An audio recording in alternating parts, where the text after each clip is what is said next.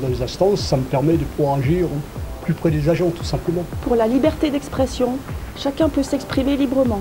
Et ça, c'est un changement. C'est un syndicat réformateur à l'écoute de sa base. À un moment donné, j'ai eu besoin de conseils juridiques, donc je me suis tournée vers ce syndicat.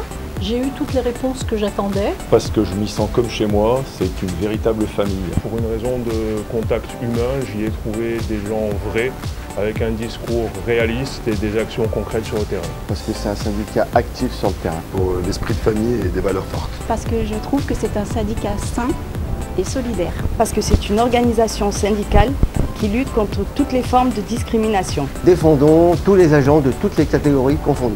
Que c'est un syndicat autonome, réactif et innovateur. Parce que la parole est libre et on travaille dans un climat de confiance, fraternité et solidarité. On a été les seuls à répondre présent pour nous représenter, pour nous accompagner dans nos démarches et nous conseiller. Et là, je me suis rendu compte qu'ils représentaient des valeurs qui étaient les miennes. C'est localement que l'on peut savoir les revendications que l'on doit porter et c'est ça qui m'a plu.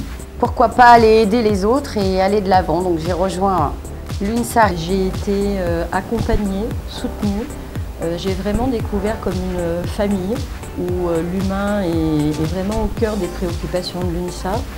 Et c'est pourquoi aujourd'hui, je veux mettre mon expérience au service de l'UNSA grâce à un nouveau service qui s'appelle Stop Harcèlement et qui va aider les agents victimes de harcèlement et de discrimination. Oui, on me pose pourquoi je rejoins le syndicat UNSA. Moi, je reformulerai différemment. Venez nous rejoindre et vous comprendrez pourquoi. Parce qu'à l'UNSA, moi en tant que femme, j'aime bien les valeurs qu'elle défendent au niveau de l'égalité homme-femme. Et j'aime ce côté-là, la défense du service public pour tous, sur tout le territoire. Et nous aider dans nos démarches pour tous les agents de la vie. Principalement pour l'autonomie. Pour avoir une place à la table des négociations. Parce que à l'UNSA, j'ai trouvé des gens qui étaient à l'écoute, qui étaient tous compétents, très ouverts. On privilégie énormément la négociation. Les autres syndicats claquent la porte et nous non, on est là, on est présent, on essaye de trouver des solutions et on est toujours accompagné d'agents.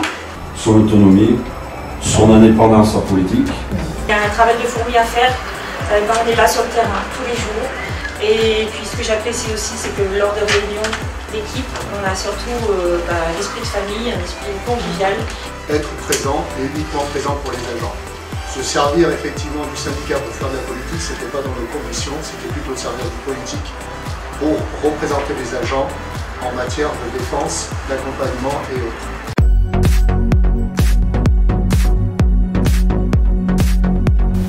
Tous les politiques cherchent à faire des économies.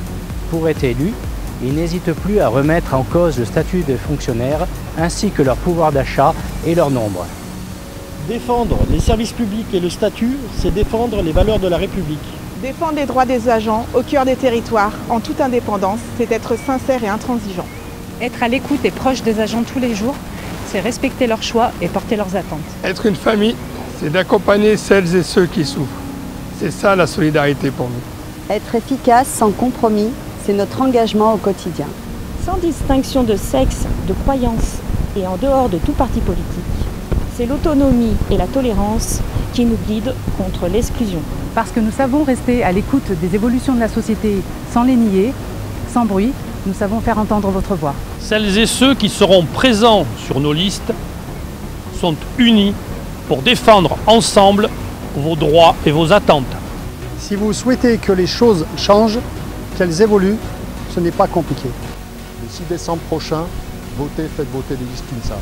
Car pour nous, l'humain reste au cœur de nos préoccupations et pour que plus que jamais, nous restions libres ensemble.